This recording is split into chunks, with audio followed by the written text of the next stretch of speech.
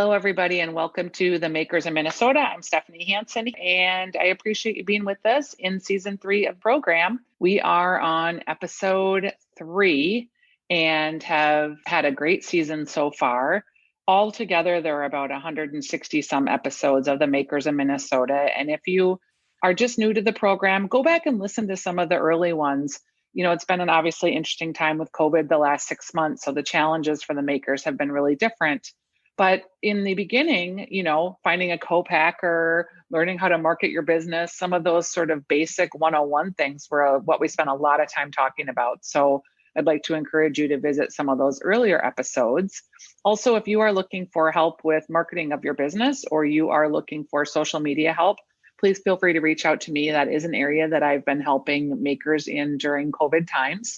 My email is shansen, Hansen, because I'm a good Danish person, shansenmarketing@gmail.com, and we will get on with the program. I am here with Carley. I hope I said it right. She is one of the founders of Wildflyer Coffee. And Carley, you guys have obviously a mission to serve great coffee and to provide great coffee beans, but you're much more than that. Can you tell me a little bit about Wildflyer and why you started this socially based mission and why coffee was your entry point? Yeah, thank you. So Wildflyer Coffee is a nonprofit coffee company, and we employ youth experiencing homelessness. So we work with youth in the Twin Cities aged 16 to 24 that have housing histories of couch hopping, sleeping outside in shelter, all of that. And we do a 6-month work and life skills training program. So can you back up a second? Was that program what started Wildflyer, or was Wildflyer existing currently? So Wildflyer was started in 2017 to employ youth experiencing homelessness. So our whole mission is the youth training piece. Coffee is just how we do it right now. When you started, did you think you would be a subscription-based business? Did you think that you would be a coffee shop? What was the original genesis of the business plan? When we started, the vision was always a full coffee shop. So we really wanted to have a substantial number of hours for our youth, because if they're trying to leave homelessness, they need to make a certain income level. Sure. And there's just the stability of like a place for them to come to and for us to have, because our dream really is it's more than a job. So there's a lot of programming involved. And so there needed to be a space to do that. So we started in 2017 as just a mobile cart at farmers markets, just as a way to get started and like start employing youth and start talking about our mission, kind of like test it out, just to, like, is this viable? And then we did a huge fundraising effort last year for a coffee shop. And we were successful in that. And then we were going to sign a lease in March, and then COVID hit. So did COVID hit before or after you signed the lease? COVID hit the week we were going to sign the lease. So we backed out. And I feel very lucky with how the timing went. It was disappointing, but it was good for our longevity to just put a pause on stuff and wait to see how this plays out. And who started the funds initially to set this up? Are you backed by a nonprofit? Are you backed by an individual? Like, where did this all start that someone was like, hey, we can have a coffee shop at this farmer's market and use these funds for students? The vision for it. So I have been a social worker 8 years now, That's a long time. Yeah. Working with youth experiencing homelessness in various capacities, both in the Twin Cities and then Denver. And I just was seeing the same youth over and over again, really. Like there was a lot of basic needs support, so I could help them get the food and the hygiene supplies and maybe even get into shelter. And then they'd be like back in the drop-in center, back needing me a couple months later. And so I was really just seeing a struggle to get out of homelessness for good. And a lot of that revolved around the youth struggle to keep a job. And they could get jobs fairly well. There were definitely entry-level jobs, so that was okay. But keeping it was hard, sometimes just like the lack of soft skills, things like time management, communication, kind of those things we take for granted are not necessarily common knowledge to everyone. And then also just the inherent barriers of being homeless and trying to hold down a job. So maybe your job is in St. Paul, but you end up couch hopping out in Minnetonka, and then you like can't get in to work the next day, you might lose your job. So I just had a moment where I was thinking, what if we just helped them learn how to work, and then they could kind of exit the system involvement and not have to continue to cycle back in and out of programs. And it just kind of made sense to me. So I started thinking about how to teach employment skills. And I was a barista for 10 years. And I kind of just grew up in the coffee world, and I got my start in the workforce, I guess, as a barista. And so it was an industry I had knowledge with. And I think most people would agree coffee shops are they can be a beautiful community place. And so I wanted to provide jobs that I felt like would teach the appropriate age level skills for a youth, but be fun. And then also just create like a community feeling that, people could come partake in our mission by coming and having coffee with us. Your story it really warms my heart, because I have some social workers in my family, and they're young people. And I've also done a lot of work with People Serving People, which also has a program where they try to teach skills in the hospitality industry in order to break that cycle of homelessness, because it really can be a cycle where you can start seeing the same families, the same people over and over. And I don't know, teaching someone to fish, as it were, is a big part of breaking that cycle. I just really commend you for not only just, wanting to start a business, but it is really taking that longer approach to the skills evolvement in order to get people more stability and to help them have more success at their jobs, not just to get a job, right? Right. Yeah. We talk a lot about that. Like, right, these youth are in survival mode. And so they're not thinking ahead really, and they don't have injury. And I just always talk with them, like, what would you do if you weren't homeless, if you weren't struggling with this? And like, how can we get you there to a place where you can actually think, hey, maybe I want to be an author someday, instead of I have to get this job at Burger King right now so I can eat today. Right. Yeah. Our passion is really, and if youth want to stay in coffee, that's wonderful. Most don't. But really just how do we get you kind of launched into that next step of really what you want to be doing? So this is obviously something that you're passionate about. You get the fundraising going, then you're going to start the coffee shop. Then COVID happens. And the irony is that the bottom dropped out of the hospitality industry. So a lot of these jobs that would be available for people in these types of situations that are, let's just say, a little more transient, those jobs aren't necessarily there anymore. So what did you do after COVID hit? Yes. That was an interesting time for us all.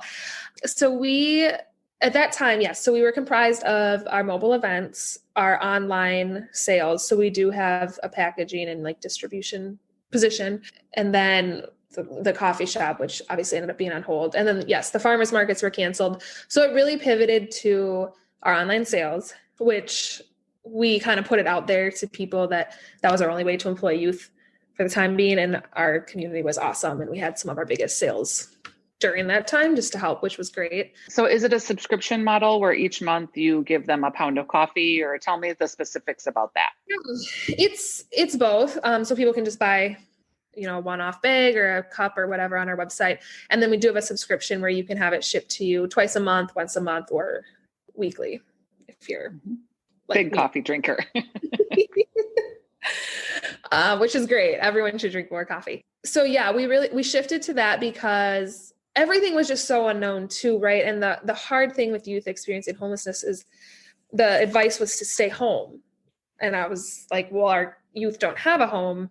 So we also had a lot of conversations about just, is it worth it to try and, make them come to work, and the buses weren't going. And so there's like a lot of complications. We actually had a very, very wonderful donor who helped us pay their wages during that time, even if they couldn't work or we couldn't provide the hours. So we were really able to continue the same level of support, just in kind of a different way. We focused on the online stuff. And then farmers markets kind of got back up and running. They're very modified. We started doing that. And then we actually partnered with Butter Bakery in South Minneapolis. If you're familiar with them. And their owner, Dan, is just wonderful. And he's actually letting us employ our youth through their coffee shop. So that was like it's been an interesting partnership, but we've worked it out well. And it's allowing us to employ our youth while just being like safe with kind of the unknown of the work. In general, how many people at a time are you employing? Right now we're doing 7 to 10. So they go through the 6-month program and then they graduate, I'm assuming. Do you have partnerships with other coffee shops upon graduation to give them that entry if they so desire? Yeah, I've been calling it phase 2 myself, and that's something that we really want to build out a little bit more next year. There's been several businesses that I've been able to partner with who have said, like, let us know if you have a youth graduating who wants a job. And they've been across different industries, which has been really great. Because we had a youth last summer who really wanted to become a chef. And so I was able to connect him with a food truck job for the summer. And then another youth now is transitioning into more of like a wholesale packaging job with another partner of ours. So we do have those positions, and we have them within the coffee and community here as well, which I'll just say the Minneapolis Coffee community is been so wonderful and welcoming to what we're trying to do, which is, I think, great. They could see us as a competitor, but they don't. So in terms of, 7 to 10 youth at a time, and you've been in business doing this model for how long, Carley? So we just a little over 3 years. So we started in 2017. And so we've grown, we started, I think the first year we just employed maybe 3 youth. It was really, really part-time. And we've grown since then. And when we get into the coffee shop, we'll be able to do at least 20 a year. Where do you source your coffee from? So we work with Cafe Imports, which is a third-party distributor here in the Twin Cities. They of course get coffee from across the board. So right now we have stuff from Papua New Guinea, Guatemala, Peru. So we buy through them. And then we actually have a really wonderful partnership with Dogwood, where they store and roast our coffee for us. So we don't have to invest in that back end and can just focus on our youth. Yeah, they're super great people. So if people are listening, because your mission is really a mission that's needed, be powerful, and see life changing. So if people are listening and they're thinking, wow, this is really cool, maybe we could use some of these youth workers, or maybe I have some skill sets that I could lend, like, what are your immediate needs in looking at the next 6 months to a year for Wildflyer Coffee survival? Oh, there's a lot of things that come to mind. Like I was saying, we're looking to add just more partners of people willing to hire our youth post-graduation, because that's really the most important thing, is that we can help them with the transition into mainstream employment. And what does that entail if you're the employer? Like, are there caveats? Are there plans? Do you prepare them for, is this a different type of individual to employ? Are they going to experience different types of challenges than they would? Yeah, they will. Well, most likely there will be some additional difficulties or challenges. What is helpful, I think, and I think a lot of people that I've experienced, at least who own businesses or work, for larger companies, is that they're willing to do that. They just might not have the tools to, or might feel like overwhelmed. So we have the support staff to we'll help navigate you through. If something comes up and you're just like, I don't know how to deal with this conversation, we're kind of there. And so it's really flexible, and it looks different, because some youth really are a little more independent than others. And we can kind of just be like, all right, check in if you need anything. And then some need a little more hand holding. So we'll kind of work with the next manager and the youth and kind of do like a warm handoff. Mm-hmm. I can just be that like reference person if something comes up, or if there's just kind of a recurring issue. So I think it just gives people a little extra, just like confidence that there's someone there who can help. So that's one way to help. Buying our coffee is always helpful, because it does provide an actual job for a youth. And as a social enterprise, about 60% of our revenue will come from our earned income. That's like really exciting, right? Because the more we sell, and then the less we have to fundraise, and the more time can go back into the programming. And then keep an eye out because we will be opening a shop. And so of course we want lots of customers who love what we're doing and love our youth and want to come make it their own. How long do you think you will do this? Like, is your goal big picture to like open up the coffee shop and then maybe have other coffee shops? My goal is to make the Wildflyer model something that kind of changes the way we do nonprofit. Tell me more about that. Bigger than just Wildflyer. So, and nonprofits are really important, and there's always going to be a place for meeting those immediate needs. And I think this is going to become even more understood as we're starting to really like talk about social justice. Yeah. What's happened this year, even. They can create a very uncomfortable power dynamic between the service provider and the client that I don't love. I know for my own self, as when I was working as a case manager, I was just kind of starting to feel like I'm just like a gatekeeper of resources for these youth. And why am I in this position and they're in their position? And I think the youth over time started to feel a little weird too. And, they try to start saying, can I take you out to lunch to thank you? Or can I buy you a present? And like, they can't because of boundaries. But I just could sense in them this, like, no one wants to be in a relationship where there's always taking. And so they would start to feel that. And what I love about employment is it really kind of equals the playing field between people, because obviously we're running a business, so we need our employees to show up and be good employees and represent our business well. So we need them as much as they need us. So it's no longer this power dynamic. It's kind of us working together to both be successful. That is so insightful. And it's also so much more sustainable as a business model, right? Yeah. So I think all of those things are, I think social enterprise is really growing and people are really starting to talk about that. Like our traditional nonprofit, there will always be a place for them. But is it the best way to do things? And is there a better way? Or I think I really believe in the dignity piece of employment. And I think I've seen that in the confidence that our youth start to gain when they're able to take a paycheck home and gain skills and be part of a valued team and like be contributing. I think those things really, they're hard to quantify. They don't necessarily make a flashy statistic, but they are life-changing. Yeah, for sure. And I think too, one of the things that employers struggle with is they want to help. They want to provide access and opportunities, but they don't really feel like these small businesses, like, oh, that's more than I can manage, or there's going to be problems. And I'd love to help, but I don't really know how to deal with a kid that's experiencing so much trauma. What kind of skill sets and resources do you provide to those businesses? So maybe someone listening that might have an interest in what you guys are doing or want to be an outlet on the other end can get reassured that there'll be some more support for them as the employer. Yeah. One of the new partnerships we've been able to develop this year has been with another nonprofit called Move Forward. And they are providing mental health counseling for all of our youth, which is just wonderful. Yeah.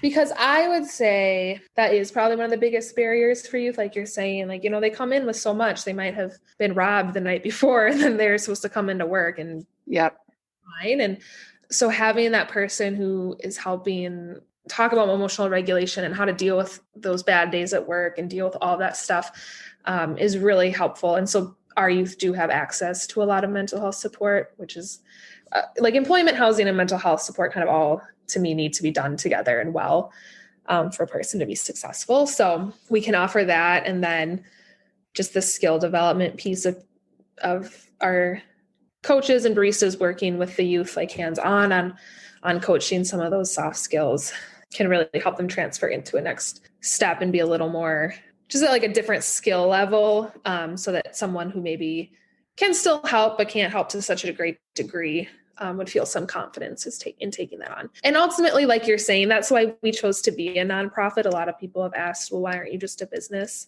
But I believe you can have one bottom line. We just wanted ours to be youth served. And so that allows us to make decisions that cost money, like hiring youth, extra youth that maybe we could get away with one, but we're going to do two so that they can have more hours, or we have extra programming support staff that other coffee shops just don't have.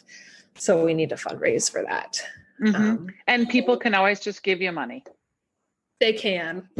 Just money always works. Do you need volunteers or do you need other social workers to get involved? Yes, actually, yes. We are looking for, so I'm kind of dancing around this subject a little bit. I'll tell you, we are probably signing a lease on a coffee shop this week, actually, but it's gone through yet. So I'm like, well, I don't want to put it out there in case. Of course. But we're looking for shop managers and baristas who have experience working with marginalized populations, even if it's not youth, but who have that understanding of it's not just a barista job. There's going to be some extra stuff to deal with. Are you thinking Minneapolis or St. Paul? It's in Minneapolis.